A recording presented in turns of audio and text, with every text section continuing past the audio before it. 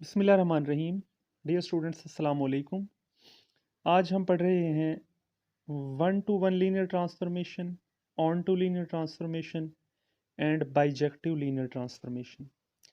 जैसा कि आपको पता है कि वन वन फंक्शन और ऑन टू फंक्शन की डेफिनेशंस आपको ऑलरेडी पता हैं, तो ये बिल्कुल उसी तरह से है। One to one linear transformation, a linear transformation T from a vector space V to a vector space W is called one to one if T of V1 is equal to T of V2 for some V1 V2 belongs to V, then V1 is equal to V2। It's mean कि अगर दो images equal हैं W के अंदर, अगर दो images equal हैं तो उनके जो प्री इमेजेस हैं वो भी इक्वल होंगे। तो ये डेफिनेशन है वन वन लीनियर ट्रांसफॉर्मेशन की। यानी distinct vectors of V have distinct images in W। V के अगर डिस्टिंक्ट वेक्टर्स हैं तो उनके इमेजेस भी W में डिस्टिंक्ट होंगे। Where V and W are the vector spaces over the same field F। ये हमारी one to one linear transformation की डेफिनेशन थी। अब है हमारी onto linear transformation. A linear transformation T from V to W is called onto linear transformation if range of T is equal to W। ये onto function की ही तरह है, बिल्कुल सेम, कि लीनियर ट्रांसफॉर्मेशन T की अगर range W के इक्वल आ जाए तो T हमारी कहलाएगी ऑन टू लीनियर ट्रांसफॉर्मेशन। यानी कि that is each vector of W is an image of some vector of V under T।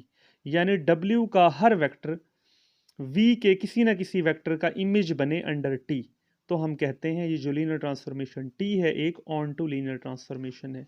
अब ये हमारा थ्योरम है बहुत important. A linear transformation T from a vector space V to a vector space W is one to one if and only if kernel of T is equal to 0। यानी ये हमारे पास एक necessary and sufficient result है कि अगर कोई linear transformation one one होगी तो कर्नल ऑफ टी जीरो होगा, और कर्नल ऑफ टी जीरो होगा तो लीनियर ट्रांसफॉर्मेशन वन वन होगी। हम इस थ्योरम को प्रूव करते हैं। तो जाहिर है ये इफ एंड ओनली इफ के साथ है, तो फर्स्ट पार्ट को हम सपोज करेंगे। Suppose that T from a vector space V to a vector space W is linear, और हम प्रूव ये करेंगे कि कर्नल ऑफ टी जो है हमारा वो जीरो के इक्वल है। Linear trans is one one, बल्कि हमें यहाँ पे लिखना है suppose that T from V to W is linear and one one. यानी हम ये वन वन सपोज कर रहे हैं, linear and one to one, linear and one to one. यानी ये हमने सपोज किया है कि ये जो लीनियर ट्रांसफॉर्मेशन है ये वन टू वन है, ये हमें सपोज किया है, और प्रूव करेंगे कि कर्नल ऑफ टी में जीरो वेक्टर है सिर्फ। तो हम एक आर्बिट्रेरी वेक्टर लेके चलेंगे V कर्नल ऑफ T से। अब जाहिर है ये हमारा वेक्टर कर्नल ऑफ T को बिलोंग करता है V, तो जब इस पर T की डेफिनेशन अप्लाई होगी कर्नल ऑफ T की, तो हमारा बाय डेफिनेशन ये आ जाएगा, T जब इस V पे अप्लाई होगा तो रिजल्ट जीरो आएगा। क्यों? क्योंकि हमारा जो V है वो हमने कहां से उठाया है कर्नल ऑफ T से, इसलिए T of V is equal to zero. अब चूंकि T लीनियर भी है ये हमें पता है, T अगर लीनियर है तो आपको पता है T डोमेन के जीरो को हमेशा रेंज के जीरो पे मैप करती है, तो हमारे पास ये आएगा T of zero is equal to zero. अभी इक्वेशन नंबर वन और इक्वेशन नंबर टू की अगर राइट साइड इक्वल हैं तो लेफ्ट साइड भी इक्वल होंगी, हमारे पास आ जाएगा T of V is equal to T of zero. अब क्योंकि हमारी सपोजिशन क्या थी, हमने सपोज किया था T is one to one. अब T अगर वन टू वन है तो बाय डेफिनेशन क्या है कि T अगर वन टू वन है तो अगर इमेजेस इक्वल हैं तो फिर एलिमेंट्स भी क्या होंगे, इक्वल होंगे। तो जाहिर है ये इमेजेस हैं तो T of V T of zero के इक्वल है, तो यहाँ से क्योंकि T वन वन है तो V हमारा किसके इक्वल आ जाएगा, जीरो के। अब देखें V हमने कहाँ से उठाया था, कर्नल ऑफ T से, आर्बिट्रेरी था, और वो V हमारा जीरो आ गया। इसका मतलब है कि कर्नल ऑफ T में सिर्फ एक ही वेक्टर है और वो जीरो वेक्टर है। तो यहाँ से हमारा एक पार्ट प्रूव हो गया। अब सेकंड कन्वर्सली सपोज करेंगे कि कर्नल ऑफ T में हमारा सिर्फ एक वेक्टर है जीरो, और अब आगे हम प्रूव करेंगे we have to prove that T is one to one. Okay, अब T is one to one, T को वन टू वन प्रूव करने के लिए हम दो इमेजेस इक्वल लेके चलेंगे कि दो इमेजेस हैं T ऑफ V1 और T ऑफ V2 जो कि हमारी वेक्टर स्पेस W के हैं। हमने उन्हें लेट कर लिया T of we one is equal to T of we two for some v one v two belongs to v. अब हम ये प्रूव करेंगे कि ये हमारा टी वन वन है, यानी we have to prove that v one is equal to v two. तो अभी ये हम प्रोसेस करते हैं। टी ऑफ वी टू को हम लेफ्ट पे लेके आएंगे, T of we one minus T of we two is equal to zero. तो यहां से चूंकि टी लीनियर है तो लीनियरिटी की डेफिनेशन अप्लाई करेंगे, टी हमारा बाहर आ जाएगा, T of we one minus v two is equal to zero. अब हमारी सपोजिशन क्या थी, हमने ये सपोज किया था कि कर्नल ऑफ टी में सिर्फ जीरो वेक्टर है। अब यहां से ये जो डेफिनेशन है टी इस vector v one minus v two पे जब अप्लाई हुआ तो हमें रिजल्ट जीरो मिल रहा है। इसका मतलब है v one minus v two किसको बिलोंग करेगा, कर्नल ऑफ टी को। अब सपोजिशन में हमारा ये था by supposition, kernel of T में तो सिर्फ एक ही वेक्टर पड़ा हुआ है जीरो, तो इसका मतलब है ये v one minus v two जो है ये जीरो के इक्वल होगा, और यहां से हमारा वी वन वी टू के इक्वल आ जाएगा।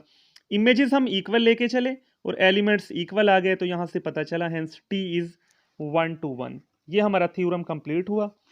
अब हमारे पास ये एक वैलिड रिजल्ट है कि हम अब जब भी 1 1 प्रूव करेंगे जहां पे भी, तो हम ये प्रूव कर देंगे कि लीनियर ट्रांसफॉर्मेशन 1 1 प्रूव करने के लिए हम ये शो करेंगे कि कर्नल ऑफ टी में सिर्फ जीरो वेक्टर है। अब ये एग्जांपल देखें, show that the linear transformation T from R2 to R3 defined by T of x y is equal to x plus y, x minus y and x. ये transformation जो defined है vector space R2 से R3 में, ये यहाँ पे इस तरह डिफाइंड है, और वो कहता है कि शो करें ये 1 to 1 है लेकिन ऑन टू नहीं है। It is 1 to 1 but not onto. अब सबसे पहले हम इसे 1 to 1 प्रूव करेंगे, तो to prove that T is 1 to 1 we will prove that kernel of T is equal to zero. इसी प्रीवियस थ्योरम का हम यूज करेंगे जो हमने अभी पढ़ा था कि टी अगर 1 1 होगा तो if and only if kernel of T is equal to zero. तो कर्नल ऑफ टी को हमें प्रूव करना है कि इसमें सिर्फ जीरो वेक्टर है। अब कर्नल ऑफ टी आपको पता है वो डोमेन का सबसेट होता है, डोमेन हमारे पास R2 है, तो इसका मतलब है कर्नल ऑफ टी के अंदर जो एलिमेंट्स होंगे वो भी ऑर्डर्ड पेयर्स होंगे। तो हम एक ऑर्डर्ड पेयर उठाएंगे, let x y belongs to kernel of T. अब जाहिर है ये वेक्टर हमारा कर्नल ऑफ टी को बिलोंग करता है, तो then by definition of kernel of T, T जब इस वेक्टर पे अप्लाई होगा एक्स वाई तो हमें जीरो वेक्टर मिलेगा, और ये जीरो वेक्टर किसका होगा, रेंज का, यानी R3 का। जो R3 का जीरो वेक्टर होता है वो एक ऑर्डर ट्रिपलेट होता है 0 0 0। अब टी ऑफ एक्स वाई की डेफिनेशन अप्लाई कर दें जो हमें गिवन है लीनियर ट्रांसफॉर्मेशन की, हमारे पास आ जाएगा x plus y x minus y x is equal to 0 0 0। अब इससे जब हम कंपेयर करेंगे दोनों ऑर्डर ट्रिपलेट्स को तो हमारे पास तीन इक्वेशंस आएंगी, x plus y is equal to zero, x minus y is equal to zero and x is equal to zero. Actually हमारे पास सिस्टम बना, यानी सिस्टम ऑफ इक्वेशंस है और हमें इसे सॉल्व करना है। जब इक्वेशन 1 और 2 को हम ऐड करेंगे तो यहाँ से x की वैल्यू 0 आएगी, और जब हम इक्वेशन नंबर 1 और 2 को सब्ट्रैक्ट करेंगे तो हमारे पास y की वैल्यू 0 आएगी। अब इक्वेशन नंबर 3 भी ज़ाहिर है इस सिस्टम का हिस्सा है, तो अब हम ये चेक करेंगे क्या इक्वेशन नंबर 3 सेटिस्फाई हो रही है। देखें इक्वेशन नंबर 3 में x की वैल्यू 0 है, ये देखें, और हमारे पास इक्वेशन नंबर 1 और 2 से x की वैल्यू क्या आई थी, 0। यस, इक्वेशन नंबर 1 और 2 से जो वैल्यूज़ हमारी निकली हैं वो इक्वेशन नंबर 3 को भी सेटिस्फाई कर रही हैं। तो इसलिए इस सिस्टम का सॉल्यूशन एग्जिस्ट करता है, और वो जो सिस्टम का हमारा सॉल्यूशन है वो क्या आया, यानी x की वैल्यू भी 0 आई और y की वैल्यू भी 0 आई। तो यहाँ से हमें पता चला ये जो x y हमने वेक्टर उठाया था कर्नल ऑफ t से, x की वैल्यू भी 0 आ गई और हमारी y की वैल्यू भी 0 आ गई। अब यहाँ से आप ये देखें इक्वेशन 3 इज आल्सो सेटिस्फाइड, तो hence x is equal to 0 y is equal to 0। तो जो हमारा ऑर्डर्ड पेयर x y था उसका आंसर आया 0 0, जो हमने आर्बिट्रेरी उठाया था और कर्नल ऑफ t से उठाया था। इसका मतलब ये हुआ कि कर्नल ऑफ t में सिर्फ एक ही वेक्टर है 0 0, तो यहाँ से ये शो हुआ कि t is 1 to 1 linear transformation. अब नेक्स्ट हमने इसी लीनियर ट्रांसफॉर्मेशन को प्रूव करना है कि ये हमारी ऑन टू नहीं है। तो now we prove that t is not onto by giving a counter example. अब ऑन टू का आपको पता है, ऑन टू उस वक्त होती है जब रेंज के हर वेक्टर का प्री इमेज एग्जिस्ट करे डोमेन में अंडर t, और अगर कोई हमें ऐसा वेक्टर मिल जाए रेंज में जिसका सेकंड सेट में, सॉरी हमारा सेकंड सेट में अगर हमें ऐसा वेक्टर मिल जाए जिसका प्री इमेज डोमेन में एग्जिस्ट नहीं करता, तो वो लीनियर ट्रांसफॉर्मेशन ऑन टू नहीं होती। तो इसको काउंटर एग्जांपल की हेल्प से हम प्रूव करेंगे। लेट ये एक वेक्टर है ऑर्डर ट्रिपलेट 0 0 1, ये R3 को बिलोंग करता है, वी नो, तो ये हमने R3 से उठा लिया। अब हम ये चेक करेंगे कि क्या इसका प्री इमेज जो है वो R2 में क्या एग्जिस्ट करता है। तो इसके लिए हम सपोज करेंगे ये जो वेक्टर है 0 0 1, ये इस ऑर्डर्ड पेयर एक्स वाई का प्री इमेज है, हमने फर्ज कर लिया। और अब हम ये चेक करेंगे कि क्या एक्स वाई एग्जिस्ट करते हैं R2 में। अगर एक्स वाई R2 में एग्जिस्ट नहीं करते तो जाहिर है T ऑन टू नहीं होगा। तो यहां से हम अब T की डेफिनेशन अप्लाई कर देंगे। T की डेफिनेशन थी जैसे कि आपको क्वेश्चन में गिवन थी, तो ये हमारा आया x plus y x minus y x is equal to 0 0 0। चूंकि ऑर्डर ट्रिपलेट्स इक्वल हैं, कंपेयर करेंगे तो हमारे पास तीन इक्वेशंस आएंगी, x plus y is equal to 0, x minus y is equal to 0 and x is equal to 1। अब equation number 1 और 2 को जब हम साइमल्टेनियसली सॉल्व करेंगे, एक बार हम ऐड करेंगे और एक बार सब्ट्रैक्ट करेंगे, तो यहां से x की वैल्यू 0 आएगी और y की वैल्यू 0 आएगी। अब चूंकि ये एक सिस्टम है, सिस्टम ऑफ इक्वेशंस है, तो इसका सोल्यूशन उस वक्त एग्जिस्ट करेगा जब सोल्यूशन तीनों इक्वेशंस को सेटिस्फाई करे। लेकिन आप नोट करें कि तीसरी इक्वेशन में x की वैल्यू 1 है और हमारी पहली दो इक्वेशन से जो x की वैल्यू निकली है वो है 0। इसका मतलब है तीसरी इक्वेशन सेटिस्फाई नहीं हो रही, तो इट्स मीन इस सिस्टम का सोल्यूशन एग्जिस्ट नहीं करता। जब इस सिस्टम का सोल्यूशन एग्जिस्ट नहीं करता तो इसका मतलब है हमारे पास ये जो डोमेन के अंदर जो ऑर्डर्ड पेयर एक्स वाई है ये एग्जिस्ट नहीं करता। तो इस वजह से हमारा ये जो फंक्शन, हमारी जो लीनियर ट्रांसफॉर्मेशन है, ये हमारी ऑन टू नहीं होगी। Note that the equation 3 is not satisfied in the above system of equations, hence the value of xy does not exist in R2, which shows that t is not on to। अब इसी तरह example हमारी second है, show that the linear transformation t from R3 to R2 defined by, ये इस तरह defined है, वो कहता है इज नॉट 1 to 1, ये प्रूव करें ये 1 to 1 नहीं है बट इज ऑन टू, और ये शो करें ये ऑन टू है। अब जाहिर है ये वेक्टर स्पेसेस हमारे पास R3 है और दूसरी वेक्टर स्पेस हमारे पास R2 है, और इन दोनों की फील्ड सेम है, वो है सेट ऑफ रियल नंबर्स। अब इसका सोल्यूशन देखें, हमें ये प्रूव करना है कि t इज नॉट 1 to 1, तो उसी थ्योरम का हम सहारा लेंगे। अकॉर्डिंग टू दैट थ्योरम हम प्रूव करेंगे। To prove that t is not 1 to 1 we will prove that kernel of t is not equal to 0। हम ये प्रूव कर दें कि कर्नल ऑफ t में जीरो वेक्टर, यानी ये जीरो के इक्वल नहीं है, यानी इसमें जीरो के अलावा और भी वेक्टर्स आएंगे, या ये कर्नल ऑफ टी इस सेट सिंगलटन जीरो के इक्वल नहीं आता। हम ये प्रूव करेंगे। बिल्कुल उसी तरह चूंकि कर्नल ऑफ टी डोमेन का सबसेट होता है तो R3 का सबसेट होगा, तो कर्नल ऑफ टी में भी ऑर्डर ट्रिपलेट्स ही हमें बिलोंग करेंगे। तो एक ऑर्डर ट्रिपलेट एक्स वाई जी हमने उठाया कर्नल ऑफ टी से, तो देन बाय डेफिनेशन जब टी इस ऑर्डर ट्रिपलेट पे अप्लाई होगा तो हमें रेंज का 0 मिलेगा। अब रेंज हमारी R2 है, तो R2 का जो 0 वेक्टर होता है वो होता है 0 0, और ये हमारी लीनियर ट्रांसफॉर्मेशन टी हमें गिवन है, टी ऑफ एक्स वाई जी, ये यहाँ पे गिवन है। जब अप्लाई हो रहा है तो हमें रिजल्ट मिल रहा है x plus y x minus y. ये वैल्यूज हमने यहाँ पे पुट की, x plus y x minus y is equal to 0 0। Compare किया इस ऑर्डर्ड पेयर्स को तो हमारे पास दो इक्वेशंस आई, x plus y is equal to 0, x minus y is equal to 0। अब इन दोनों इक्वेशंस को हम साइमल्टेनियसली सॉल्व करेंगे, यानी एक बार हम दोनों को ऐड कर लेंगे और एक बार दोनों को सब्ट्रैक्ट कर लेंगे। तो जब हम दोनों को साइमल्टेनियसली सॉल्व करेंगे तो हमारे पास x और y की जो वैल्यूज आएंगी वो हमारे पास आएंगी, x की वैल्यू हमारे पास solving equation number 1 and 2 simultaneously, तो we have x is equal to 0, y is equal to 0। अब चूंकि z हमारा आर्बिट्रेरी है, जाहिर है यहाँ पे z की तो वैल्यू हमें यहाँ पे हमने फाइंड नहीं की ना, तो हमारे पास z क्या होगा, आर्बिट्रेरी रियल नंबर होगा, यानी z की कोई भी वैल्यू हम यहाँ पे ले सकते हैं।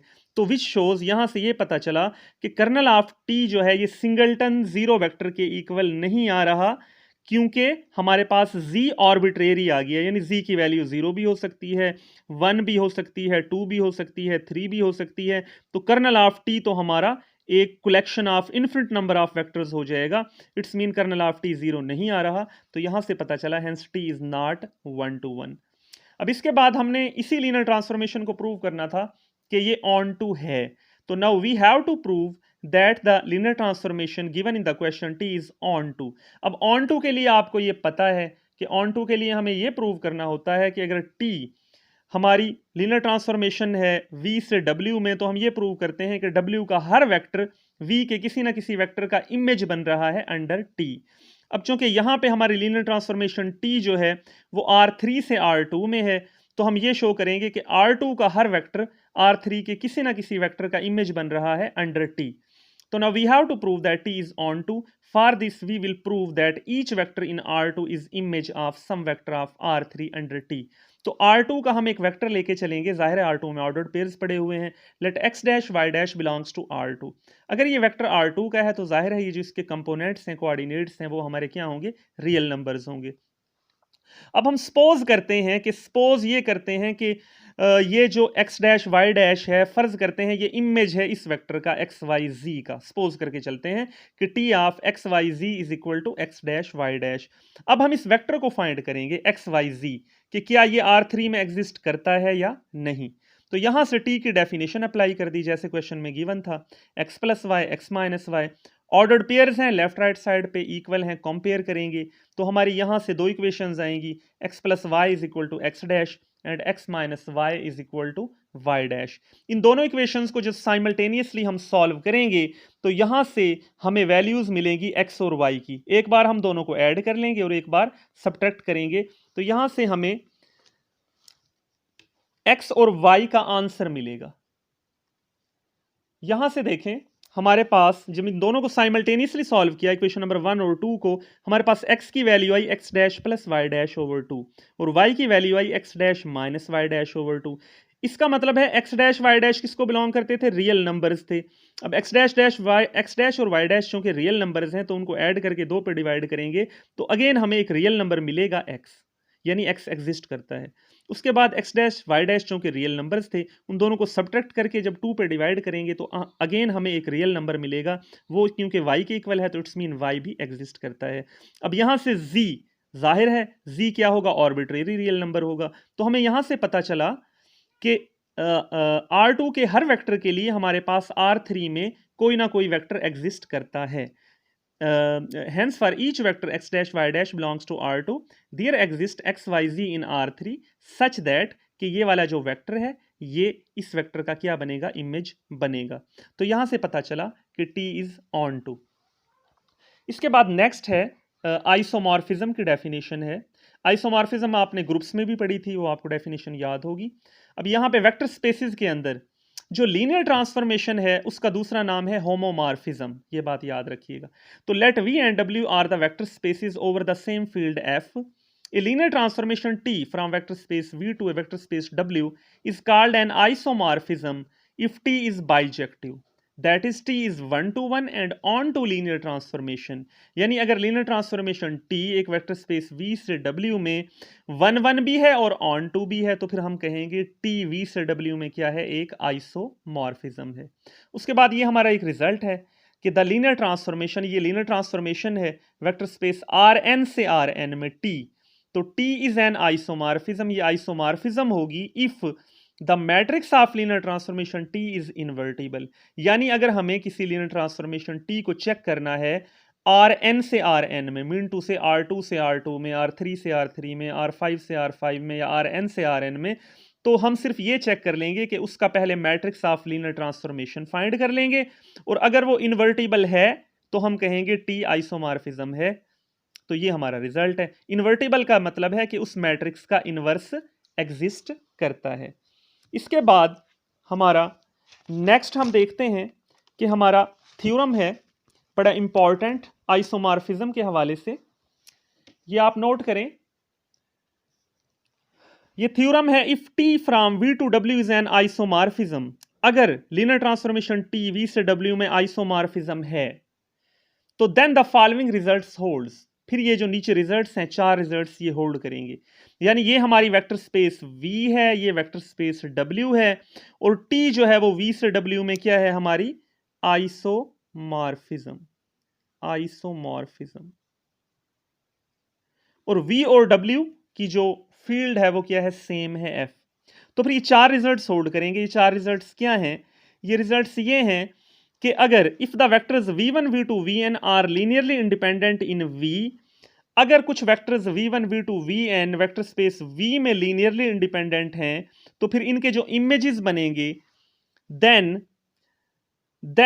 इनके जो इमेजेस बनेंगे T of we one, T of we two, T of V N, इनके जो इमेजेस बनेंगे वो वेक्टर स्पेस W में लीनियरली इंडिपेंडेंट होंगे जहां पे लिखा हुआ है then T of we one, T of two, T of we two, T of V N are linearly independent in W।